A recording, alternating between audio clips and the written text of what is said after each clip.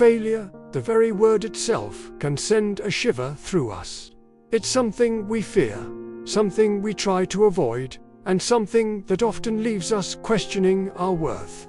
But here is a truth that many people forget. Failure is not the end of the road.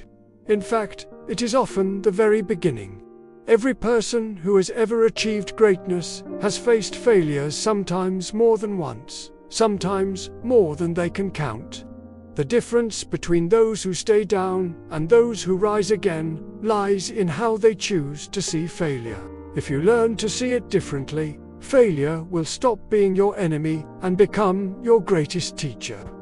When we talk about failure, it often feels like a shadow that looms over us. We remember the times we fell short, the moments when we gave our best and still didn't win. But failure is not the end of the story. It's a chapter in it. And that chapter, if read the right way, is full of wisdom. Think about it for a moment. If everything in life came easy, would we ever grow? Would we ever learn? Failure gives us something success never can. It gives us wisdom, resilience, humility, and strength. It shows us what doesn't work, and in doing so, points us toward what does. A child learning to walk doesn't succeed on the first try. They fall again and again, sometimes with tears, sometimes with laughter.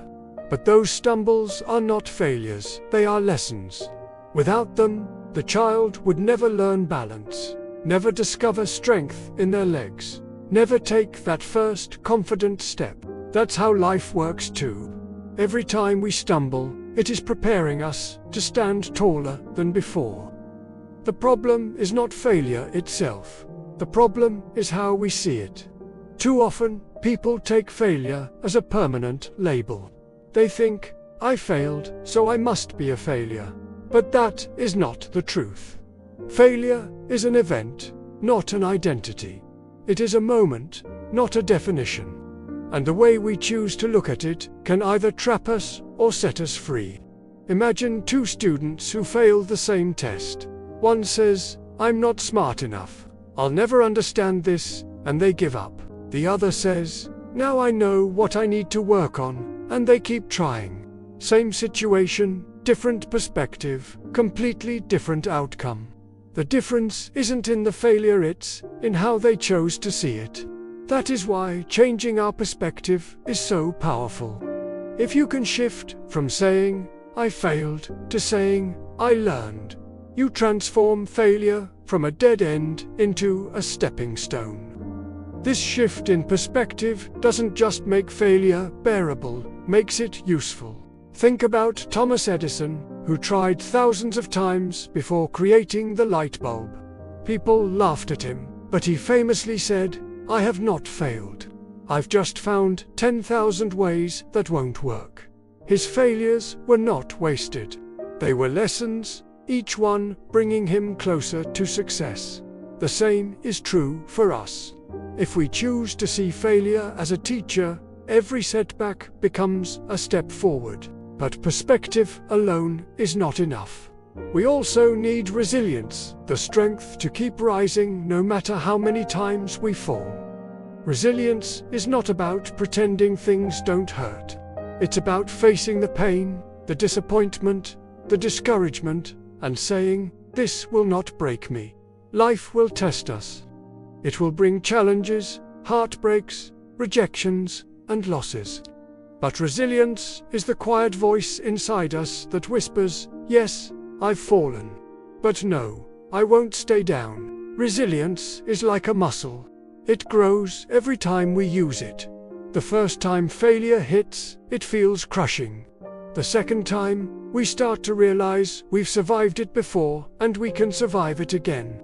By the third or fourth time, we begin to discover just how strong we really are. That strength doesn't come from avoiding failure, it comes from rising after it. Think about Abraham Lincoln. Before becoming president, he faced countless defeats. He lost elections, suffered personal losses, and even failed in business. Many would have quit, but he didn't. He kept rising, kept pushing forward, and eventually became one of the most respected leaders in history. His legacy was not built on never falling, it was built on always rising. And resilience is not just for presidents, athletes, or famous figures. It's for you, it's for me, it's for everyone. The student who keeps trying after a bad grade, the athlete who returns to training after a tough loss, the parent who keeps going even when life feels overwhelming. These everyday acts of resilience are powerful. They remind us that true strength is not measured by never falling, but by how often we rise after the fall. Now, when it comes to rising again, many of us want it to happen instantly. We dream of big comebacks, of dramatic turnarounds, of proving everyone wrong in one big moment. But real growth doesn't work like that. True comebacks are built step by step through small, steady actions. Success is not one giant leap, it is thousands of little steps taken consistently. Think about someone recovering from an injury. They don't go from bed to sprinting overnight. They start with small exercises, then walking, then jogging. Each tiny step matters, and together they add up to strength. In the same way, when failure knocks us down, we don't need to fix everything at once. We just need to take the next small step forward. Study one chapter.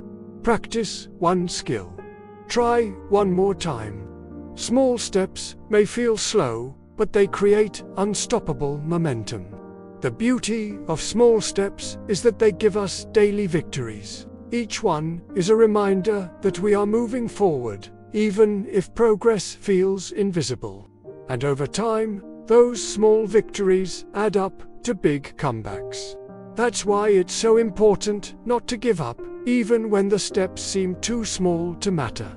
Because they do matter, they are the building blocks of success. But even as we take those steps, we must remember something else. We cannot do it alone. The people we surround ourselves with matter. When failure hits, it is easy to withdraw, to feel ashamed, and to shut others out. But isolation only makes the burden heavier. We need the voices of encouragement, the support of friends, mentors, and loved ones to remind us of who we are. Support is like a hand reaching down when you've fallen. It doesn't erase the pain, but it helps you rise again. The people we surround ourselves with can either lift us up or drag us down. That's why choosing the right circle is so important. Positive voices remind us that failure is not permanent.